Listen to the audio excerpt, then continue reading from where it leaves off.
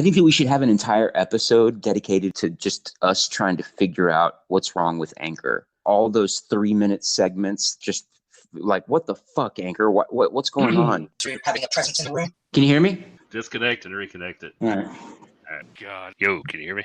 No, you're doing that thing again. Motherfuckers. I can't hear what you're saying. Don't leave, though. Just fix it. Now? Why is your voice like this? What is this bullshit? Hey, can you hear me? Well, you're connected again, but I don't hear you. Wait, I heard something. I don't know what the fuck that is. Yeah, I'm hearing something. You can hear me? I had you for a second, dude. I had you for a second. What happened? God damn it. Now you're not in my earbud. Why am I the only one who's connected? God damn it. Can you hear me? What is wrong with that fucking... Where are you at? You stay on the line. Just work it out. Have you watched? I can't hear you now. You can't hear me now? Oh, wait. Let me break to commercial. Anchor has tools that allow you to record and edit your podcast right from your phone or computer. When hosting on Anchor, you can distribute your podcast on listening platforms like Spotify, Apple Podcast, Stitcher, and more. It's everything that you need to make a podcast all in one place, and best of all, it is free. Download the Anchor app or go to anchor.fm to get started. Okay, we're back from commercial. Bruce has hold the phone to my ear like a pleb, apparently. Yeah, I can't hear you at all. How about now? Are you there? We keep getting dumb, so, that makes it a little... What was it? Fuck, I don't know. I didn't do anything. Makes no sense. Hold on, let me... God damn it. Yeah, but I can't hear you at all. Damn it. Ugh. I hate Anchor. What a piece of shit.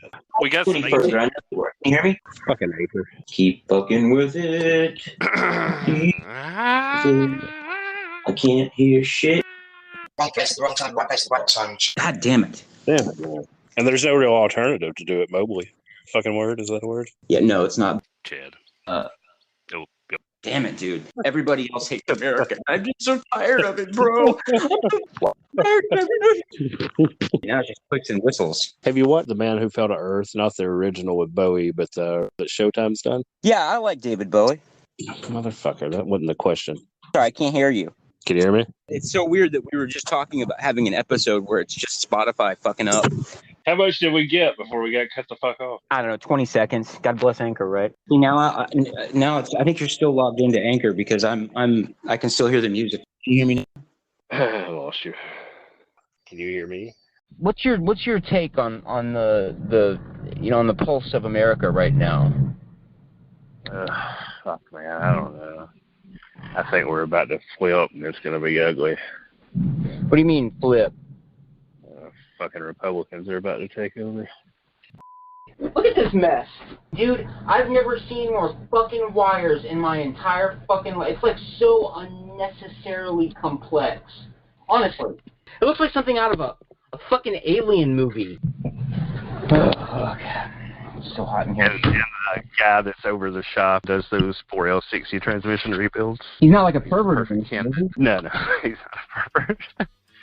I've known that guy my entire life. So. Those are the ones you gotta watch out for, Rob. Maybe. You motherfucker, there's no fucking breaker flipped. What the Tom Whitmore has joined us? What are you doing, man? Oh, getting ready for this meeting.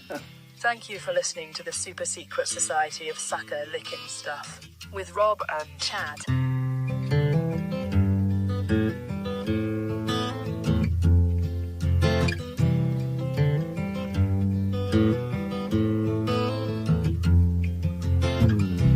People expect you to fall, hit that same old wall. Really, they don't want to help at all. They talk behind your back today, shake their heads and say, well, I always knew that the ball would come to no good anyway. You better pack up and go, Detroit or Buffalo. Anybody wanna know where you don't know? You don't know. God knows everybody gotta go sometime. And I'm taking this train to the end of the line. I haven't been to well myself. A lot of time on the shelf, saying that I don't need help when I do.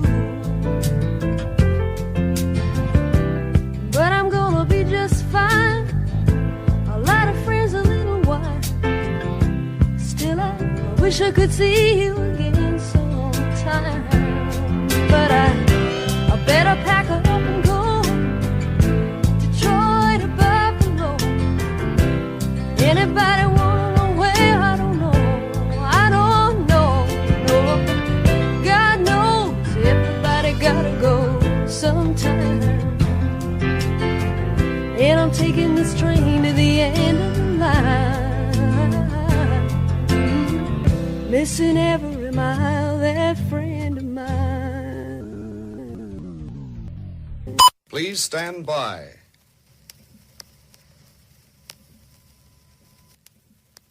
Listen now. Is this Rob? No, this.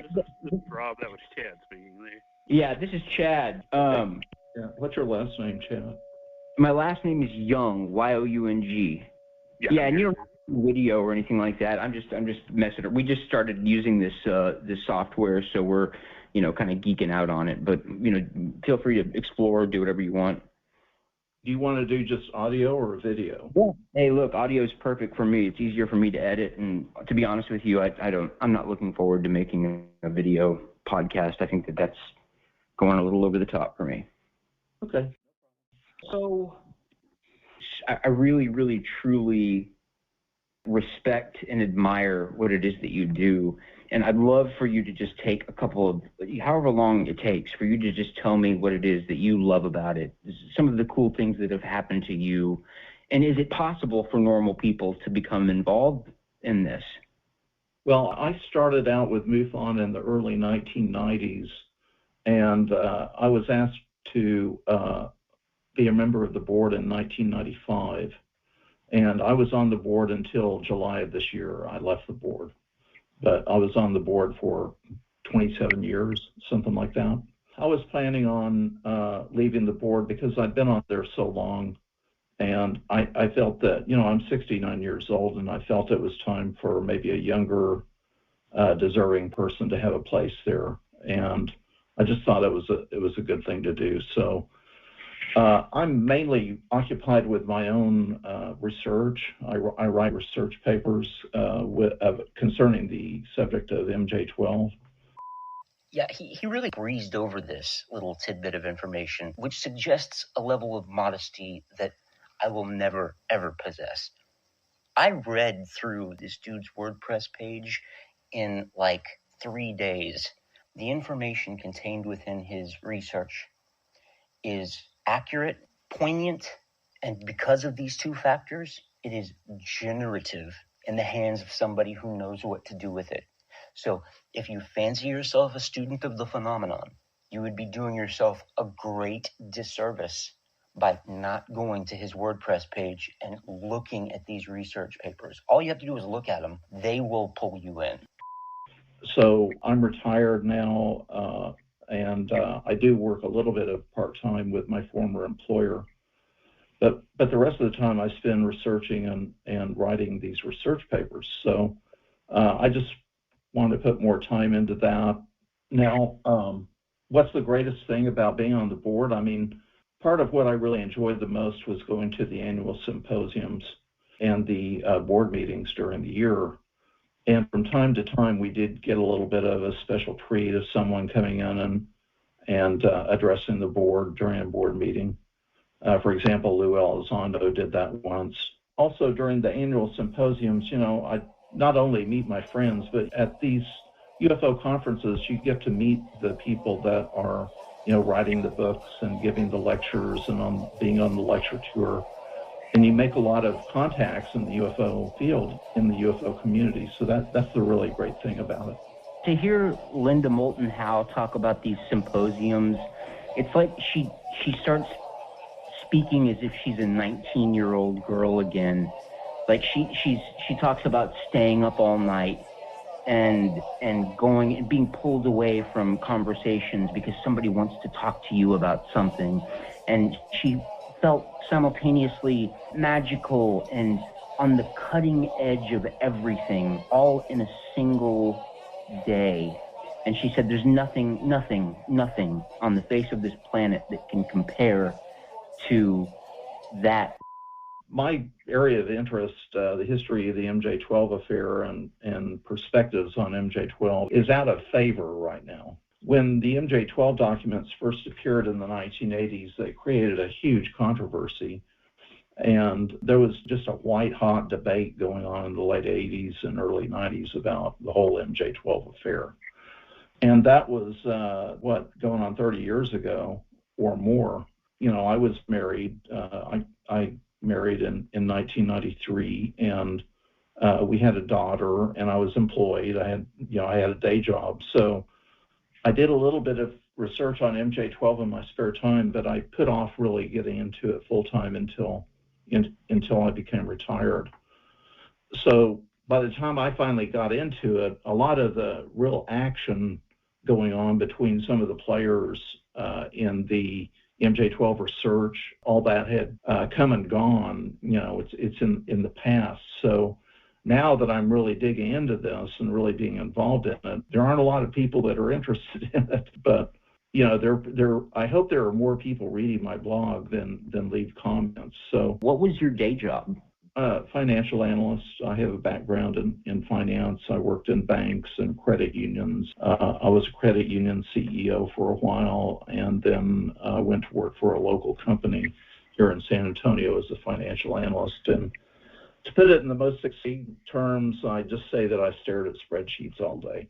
To me, the MJ-12 documents, it's not their content. It was how they were delivered.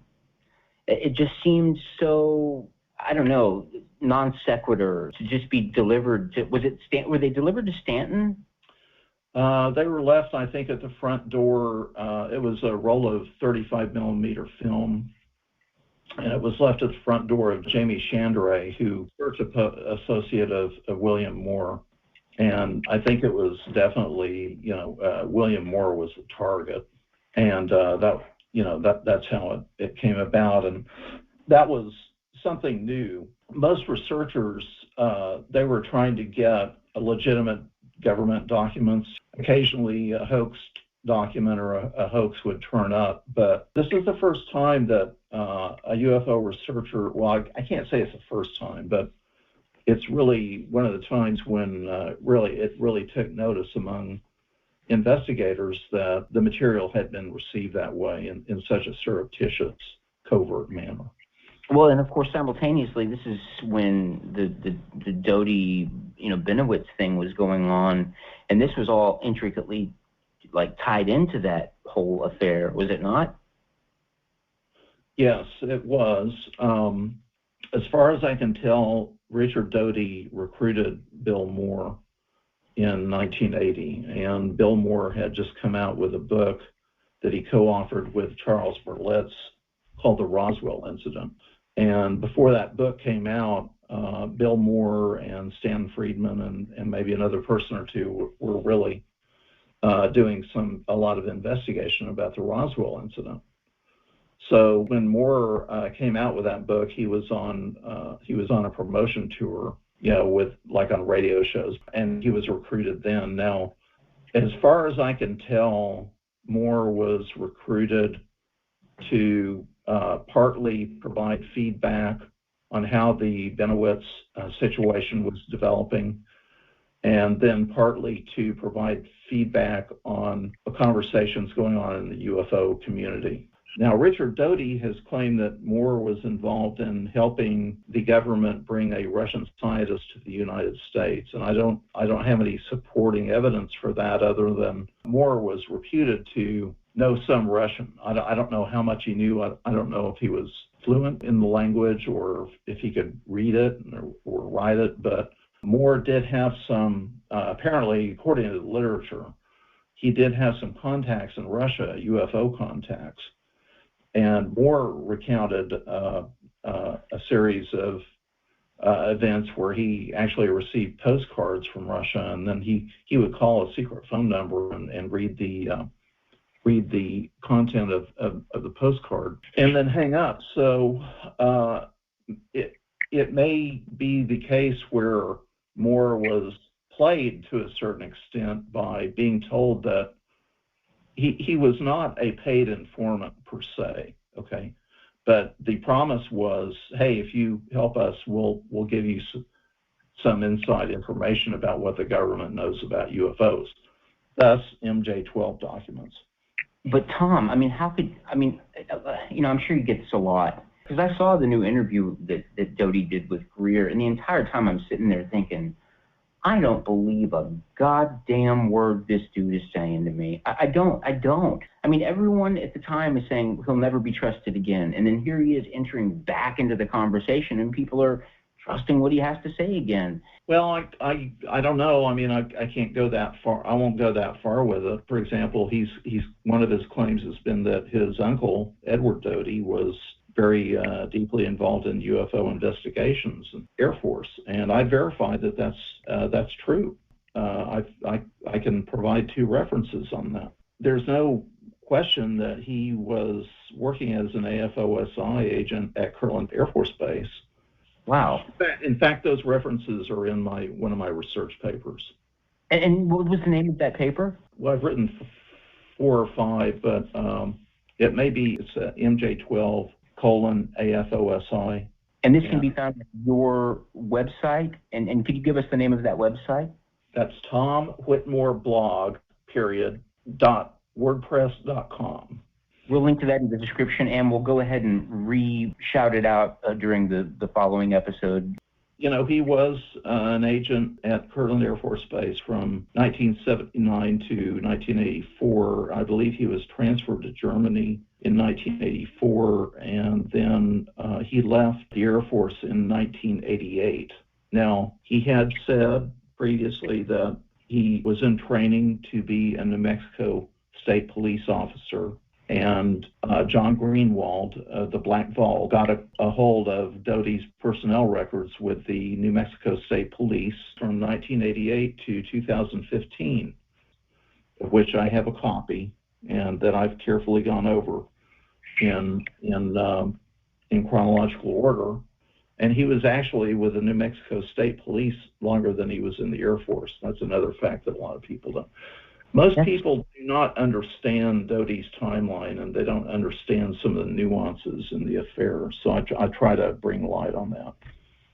And what are some of those nuances? And other than the fact that he was with the police force longer than the Air Force Office of Special Investigations, which, how many years was he in Special Investigations with the Air Force? I think from 1979 through 1986. He was with the Air Force, I believe, from 1968 through 1988. Were there any specific reasons that he gave why he was, indoctrinated to this program, this very special access program? I don't know, other than that he said, he had a relative. Well, his father, I believe, was an Air Force person, and then his uncle, Edward Doty, was an Air Force person who was involved in the UFO investigations in the Air Force. So that might have been a reason. I don't know who or why they pick who they do, but that may have had something to do with it. I mean, you have to apply to be in the AFOSI, and then you have to be selected, to be a candidate, and then you have to go through training and all that. You have to pass through the training program. Are they real? Do you think that they're real? Well, there are a whole lot of MJ-12 related documents. The first set of what is considered to be the original MJ-12 documents is the Eisenhower briefing document, the Truman-Forrestal memo, and the Cutler-Twining memo. And the Eisenhower briefing document is almost certainly not authentic, probably a cut and paste job too. So, the consensus on that original set is that they're not authentic. Now, before those came out, there was the so-called Aquarius Telex that mentions MJ-12, and the so-called Carter briefing document that mentions MJ-12. The Aquarius Telex had been altered when it was given to William Moore to pass on to Paul Benowitz. The Carter briefing document, the skeptical UFO investigators believe that it's a fake. I don't know. I wouldn't go that far. I just don't know if it's fake. Wait, are you saying the Carter briefing document or the Nixon briefing document? Carter. Carter had one too. Well, there's legend and there's rumor, and we don't have any direct confirmation that that Carter was briefed in this way. We know that Carter was interested in UFOs. He had his own sighting, and he had made a campaign promise that he would release all the government's UFO documentation. And there's a rumor, that Reagan was briefed. In fact, there's a transcript of his briefing out there somewhere. I haven't gotten into that very much yet, but yeah, that's where it gets into the Project Serpo, where they send the 12, the scientists to that Eben planet, and I mean, then you get into these science fiction themes that are so hard to believe. What do you use as a waypoint to help you decide what is likely real and what is likely a hoax, a forgery? Well, we just don't know. If something comes out into the public domain that doesn't come out officially from the government, then it's suspect. Okay, I don't go so far as to claim that it's an out-and-out hoax, because there are people that have been in government, in the military and in the intelligence community, that may have seen and heard things and seen documents that we don't get to see. So maybe they're trying to leach some information into the public domain, covertly. That's a possibility. A lot of this stuff sounds so outlandish that it is hard to believe. But at the same time, large elements of the military and the intelligence community operate in secret, especially on the CIA side. I mean, most everything they do is secret. And compartmentalized secret is that. Yeah. So, I'm not going to jump out and say Serpo is true, but then I'm not going to come out and say Serpo is false. It's just something it's an interesting development in this pattern of communication and information that's come into the public domain. We had the so-called Carter briefing document, and then the Aquarius telex, okay, and then the MJ-12 documents, and then a whole slew of more MJ-12 documents that came into the possession of this person by the name of Timothy Cooper. And you have the Psalm 101 manual. We're getting into the early 90s now. Right. And then you have projects. Now, the Timothy Cooper documents he received many, many documents, okay? Then you have Serpo coming online, and the claims of Dan Burish. And then even as late as 2017, we had this, what I call the ultra top secret document. Right. This doesn't even include documents that maybe Linda Howe has received that she hasn't released. There may be other documents that UFO investigators have received that haven't gotten into the public domain for whatever reason. But this is definitely a pattern of this really outlandish information entering into the public imagination. Do you think that there's a purpose to this? Do you think that this is perhaps some sort of a disinformative campaign? I'm sorry, I don't mean to keep cutting you off. It's just what you're saying is fascinating. And I don't know whether to just pick your brain or to let you talk. I'm going to let you talk. Go ahead. I'm sorry. Keep going. No, pick my brain, because this is actually a pretty broad subject and a lot of different things go into it. All right. For instance, the SOM, the extraterrestrial biological disposal, and with the one where it has pictures of boxes and how you're supposed to crate these things up. I still, in my heart, believe that that's an actual document. The way that it was photographed, like, quickly. So they're about to come back in the room. So I just need to take a few more photographs. Try and keep your hands steady. It's all good. It's all good. And the blurry pictures, you can see that there are, they're check pages of signatory lines, where you're supposed to sign it out. And if you haven't signed it out, then you're in deep shit. And I was in the military. I mean, I know what those documents look like, and I'm telling you, it sure, maybe the typecast was wrong for that year, but come on, man. I mean, that was, if it was a forgery, a hoax, I would love to meet the man who did it, because what a genius. Well, it depends on who you talk to. I think one person in the Air Force said that it was obviously a fake job, and that any an intelligent high school student could do it. Harsh. But when I see the SOM 1-01 manual, it strikes me as not detailed enough, that it's too high level. You know, if you're going to recover an alien body, I would think, and based on the way the government works, they would have an extensive procedure involving that. And if you're going to crate it and move it and all that, it would have extremely detailed procedures. It would, but it would be, the information would be as compartmentalized as the programs. And for every single, I mean, it's the Army. I don't know if you were in the Army, but like even like they had books on nuclear holocaust, what to do in case a nuclear bomb drops within 12 miles of the base. You would think that it would be an extremely long-winded, Gone with the Wind biopic about how to stay alive. It's not. It's very, very brief. It touches on some of the important aspects of the situation, and then it moves right along. If it can't cover it in that book, it doesn't create a whole new chapter to then talk about that subject. It defers you to a different publication, which you must then check out and read separately from the one that you're reading then. And that's exactly what goes on in that book. Well, you may be right. You know, and again, you know, I'm not going to come out and say definitively that something's fake. Now, Jan Aldrich, who's a very experienced government documentary UFO researcher, he listed a lot of things that were wrong with the SOM 1-01 manual. Right. And, you know, it's out there on the internet. One of these days I'm going to write a paper about, you know, everything that people have commented on these MJ-12 related documents. And it's going to be a very long chapter because, you know, there's a lot wrong with them. That's just part of the game. I say let the chips fall where they may.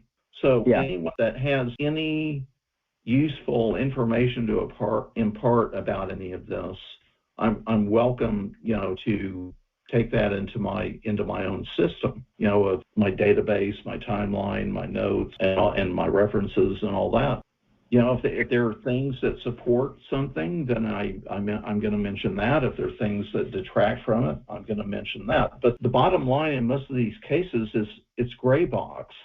Right. You don't really know for sure one way or the other, and that's just something that we live with in the UFO field. I mean, something obviously happened, but our Operation Dove or Project Dove or whatever it was called was the most successful disinformation campaign ever created, because nobody knows what's going on. Nobody. Everyone's fighting about everything. The only thing that we can seem to, you know, agree on is that we can't agree on anything. Well, the situation that we're involved in is such that I think truly we don't know what to believe. Right. Our basic fundamental problem is we have not received direct official confirmation of something. Right. We just don't have that. So we're left to argue and speculate and believe and not believe. And well, now hang on. Rob, did you tell him about the seal? Robert, are you there? Yeah, I'm still here. Okay, well, so Rob sent me this image, which appears to me to be confirmation, exactly what you were just talking about, confirmation from the government of exactly what it is we've been trying to get confirmation of. And it's the National Institute of... Yeah, I know what you're talking about, and that came up on the internet a few days ago. Yeah. And then that government department came out and said that's not an authorized seal. Oh, God damn. Okay. So this is some of the things that go on, you know. Like you have Lou Elizondo coming out and saying that he ran ATIP, and then you had, for a while there, you had the Defense Department saying he didn't have any responsibilities with ATIP, which just confuses everybody, and that divides the UFO community. So where do you draw the line? I mean, was this the reason that you stepped back? I mean, or was this the reason that you stayed for so long? I mean, to be so close to the action, to actually be able to speak to men like Lou Elizondo, to look them in the eye and say, I believe them. I mean, does that even really matter if the evidence is so disambiguous that people aren't really a concern anymore? It's data. And if there's enough of it, And if enough of it leads in enough random directions, do people matter? Do stories matter? Do facts matter? Do facts matter? Oh, facts matter. What we don't have enough of are confirmed facts from the government side. Okay, that's the problem. Right. So, like I said, we're left to speculate and wonder and believe something or not believe something and argue amongst ourselves. I love watching the government just dance around absolute facts or minimize things that should be the biggest stories on the face of the planet. Like that congressional hearing was a joke. Yes, it was. It was a farce.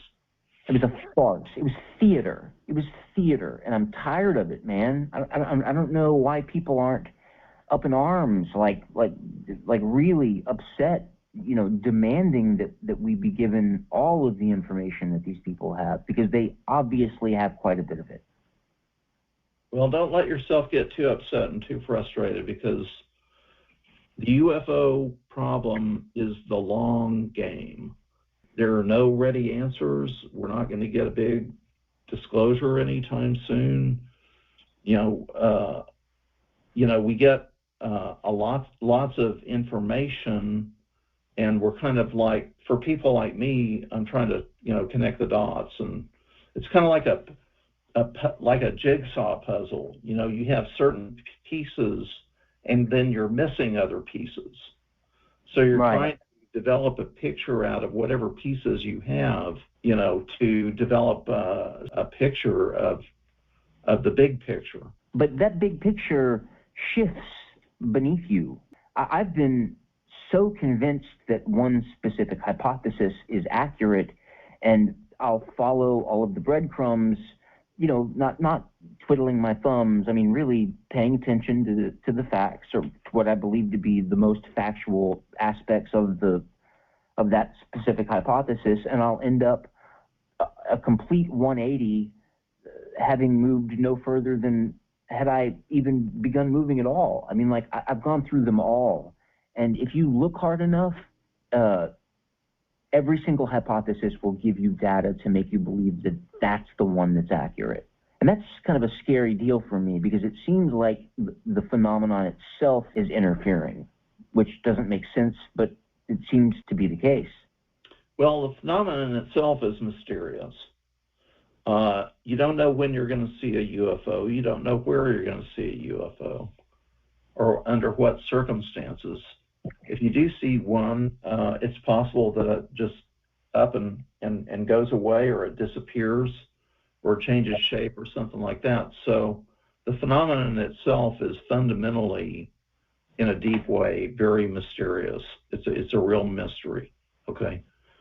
And people get frustrated because they want answers. And it's not like something ordinary and conventional. You collect the data and then you draw inferences from the data, and you feel like you have a pretty good idea of what's going on. That just isn't the case in the UFO field.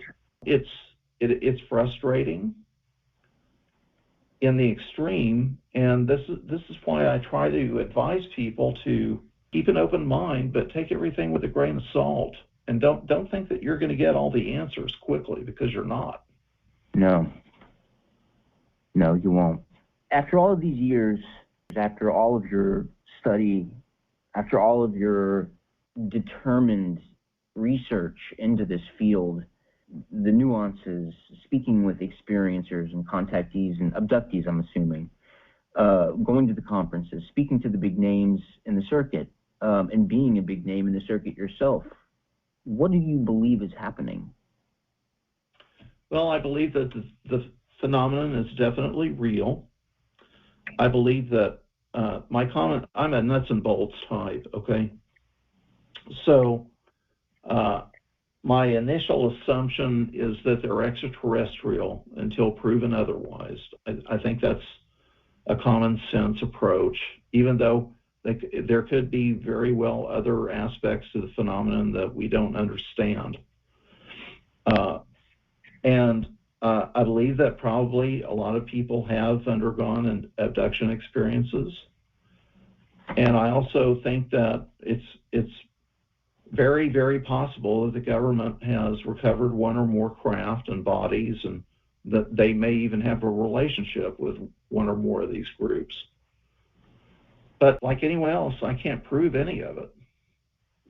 You know, there was a while there in African exploration that there were reports about gorillas, and there was some, I think there was some skepticism about it until somebody actually found the gorillas and, you know, brought one back. And you can't deny it's a, you know, there's a gorilla. It exists. But we haven't been able to do that with UFOs. Or we have, but we just we didn't put it out into the zoo like the British did. Yeah, I call it the missing proof syndrome. That's exactly what it is, isn't it? Yep. Oh, yeah, that's funny. Not just UFOs. That's Bigfoot and Loch Ness Monster, and you can go on and on. Hey, you know, when you do your book, you should do it in the same format that the military uses to make their training manuals. That might that'd be entertaining, don't you think? Yeah, it would. But then I'd be accused of being a hoaxer. So there you go. That's exactly right. Well, so tell me about this Shandahar guy, the man that they sent these documents to in the first place. Jamie Chandray was an associate of William Moore in the 1980s, and I don't know why William Moore worked with him. I think he was like some kind of a film editor or a video editor, and I really don't know much more about him other than that. There's not much more about him in the literature. He was fairly prominent in the late 80s and early 90s, and then he just kind of disappeared. Is that the man that produced the Roswell autopsy video? No, that's a completely different situation. That was Ray Santilli. Okay, and I'm also getting William Cooper mixed up with this guy. William Cooper is a private person, and I think he was in the Marines. Navy. I'm sorry. There are two Cooper. I was thinking of Timothy Cooper. Yeah, William Cooper, I don't put much stock at all in him. I think he was he's a braggart and a liar, and I think he's one of the biggest losers, you know, to ever come along. But William Cooper is mainly a conspiracy guy, you know, New World Order and all that kind of stuff. Right. The Jews are taking over the world. What was that horrible book that he published? The Pale Horse. God, yeah, Behold the Pale Horse. God, that book. Fuck. I mean, you talk about some of that stuff was pretty evil. You know, the what is it of Zion? The Protocols of the Elders of Zion. That shit was straight evil. Well, the Protocols of the Elders of Zion is a hoax. I know it's a hoax. Why would you reprint it? I mean, if it's a hoax, let it die. It's the most damaging hoax in the world. It's not trying to prove the existence of extraterrestrials because there's some technology out there that can save the planet. It's just, you know, coming up every once in a while to remind racist people that Jews are somehow, bad? I don't understand why you would do it. It's just screwed up. Stop republishing it. Actually, it's still active today in the Middle East. The Middle Eastern countries have a tendency to republish it. Yeah, of course they do. Good Lord. I mean, you can really tell the class of a person, state, place, or thing by whether or not they publish that book regularly. I'm sorry, we've been keeping you for past the hour. Do you have anywhere to go? No, I'm fine. And Rob, why aren't you piping in? What do you think about the whistleblowers that have come out and said, you know, I'm an employee of the Navy. I've been paid to reverse engineer these mysterious, enigmatic pieces of technology that we've been allowed to handle for brief periods of time, but we don't know what they are. We don't know where they came from. We aren't allowed to ask questions as to what they're supposed to be attached to or how they're powered, but we have been given the task of trying to figure out how to reverse engineer it once we figure out what it is, what it does, what it may do, and what it can do for us in the future. Well, as far as I know, Chad, I don't think there have been any genuine UFO whistleblowers yet. Lou Elizondo is probably the closest that we've had, and that's because he informally gathered data about what was going on with these military sightings, and then he resigned and went public. I think we can feel that it's pretty reliable that Elizondo is who he said he is, and he did work in the DoD and the Pentagon, and he worked in counterintelligence things, I think, on the conventional side.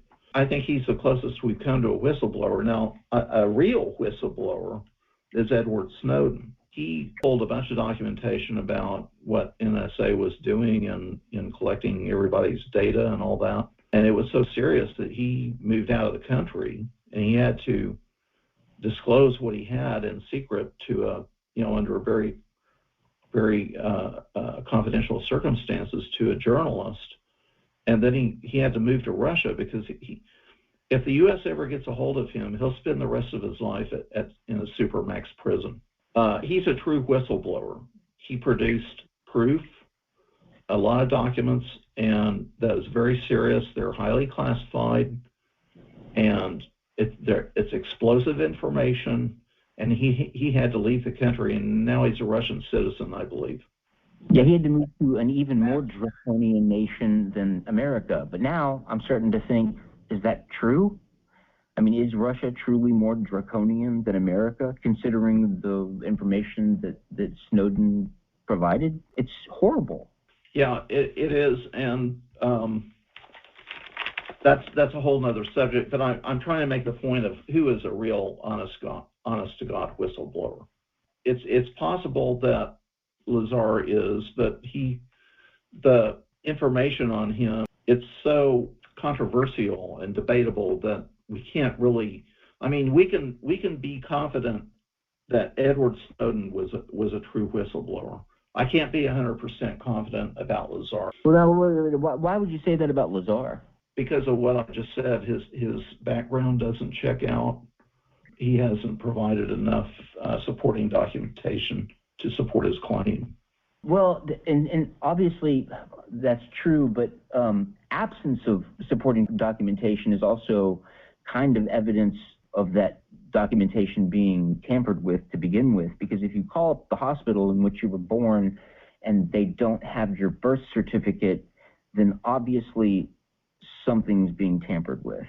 If they call up the university where you studied and your name is on all of the special clubs and all of the newsletters, you're listed in the newspaper as being a student there, but when they pull your records and it says that you've never taken classes there, nor were you ever a student there, then that shows that those records have been tampered with, which isn't beyond the scope of a nation that would eavesdrop on every single one of its citizens. I mean, the government does do things like that. I mean, a lot of people, they call it being sheep dipped. Right. And it typically happens in the espionage world, like if you're going to be a deep cover agent or something like that. And they sequester your personal information so that you can assume another identity. And if you want to think that Lazar's legit, I mean, you're entitled to do so. I'm just saying what I know about the situation. Yeah, absolutely. Well, so what, in your experience, suggests to you one piece of information, one story, whatever it is, that makes you say, something in your gut that there is something else out there, that this is really happening? It's not more a matter of one thing. It's more a matter of kind of like the preponderance of evidence, the preponderance of information. And like I said, it's, I'm taking all this information, I'm trying to connect the dots, I'm trying to create a picture in my mind of what the big picture is. And like I said, I do believe that there's something definitely going on. I'm inclined to believe that it's extraterrestrial until I see definitive evidence otherwise. Right. I think that people have been abducted, and I think it's quite possible the government has recovered material. So I don't really get into studying free energy and anti-gravity and all that kind of thing. I'm more interested in the history of the MJ-12 affair and the perspectives on MJ-12. Well, I can't wait to see what it is that you do collectively with all of the information that you have, because I do believe that the world is missing a straightforward narrative which discusses the MJ-12 soap opera, which is what it is. It's a soap opera, in a way that can keep people's attention and allow them to say, oh, okay, well, that makes sense given that this was released with that and that this has this person involved. But this person's, aunt was passed. There's just so much information. How much of this is the government? How much of this is a government shill? How much of this is true? How much of this has been retyped to look like it might be true or it might not be true, but it actually contains real information? Like, I'd love to know all of that information. Why don't you, if you haven't already, go into my blog and read my papers. I've got MJ-12, the counterintelligence angle, and I've got before MJ-12 and MJ-12 psychological warfare and strategic deception. And I've got MJ-12 AFOSI. Let's say that last one. AFOSI, Air Force Office of Special Investigations. And then I have a discussion of hoaxes throughout history to put the MJ-12 documents into historical perspective. So, the Protocols of the Elders of Zion is one. Oh, you have it in there? Oh, God, I cannot wait to read this tonight. Yes. Why don't you go in there and read them, and then let's get back together, again sometime, and I'll be glad to talk with you more. Before we hang up, I just wanted to say I've been in love with this subject since I was a kid, and to be speaking with someone who's been at the forefront of it professionally, I'm just a big fan, truly. Well, thank you. It's very complimentary of you to say that, Chad. Thank you for having me, and we'll get together and talk again. Okay. Thank you. Okay. Thank you. All right. You still there?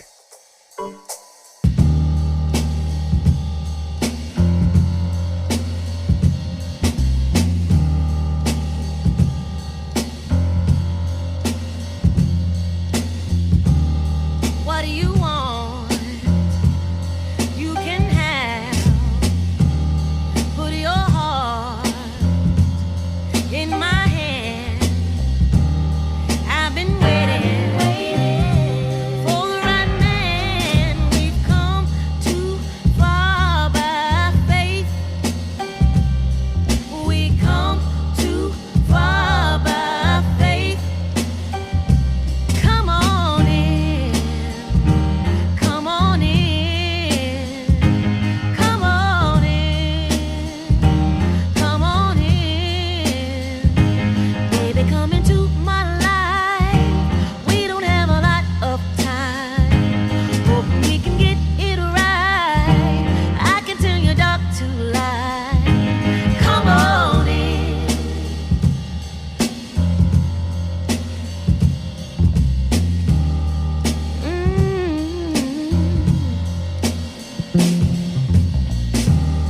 You can dream